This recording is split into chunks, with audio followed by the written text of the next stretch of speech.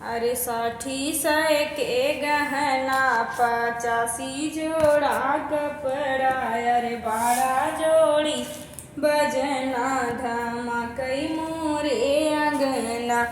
इतनी बचन सुने दुल्हे कावने रंग। अरे कूदई लागे अंगना छलांग मारई अंगना।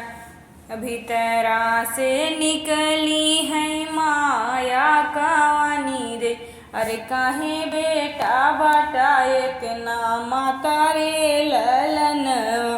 काऊ कही माया कहत शरमला।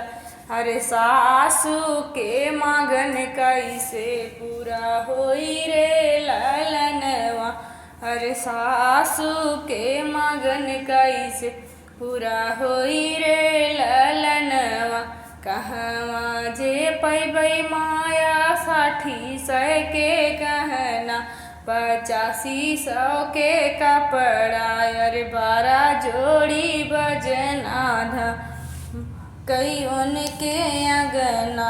अरे 12 जोड़ी बजना धामा कई उनके अंगना।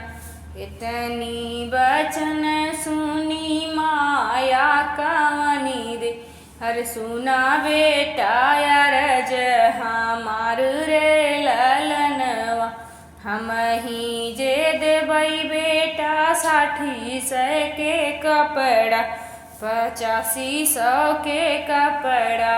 अरे 12 जोड़ी बजना धामा के उनके अंगना।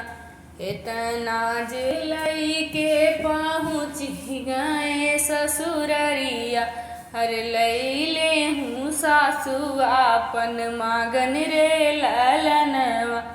पहिनई के बिटिया पहिनी लीही अपना। अरे देखा दीदी बहनी हो दामाद लाई इतना। अरे देखा दीदी बहनी हो दामाद लाई इतना।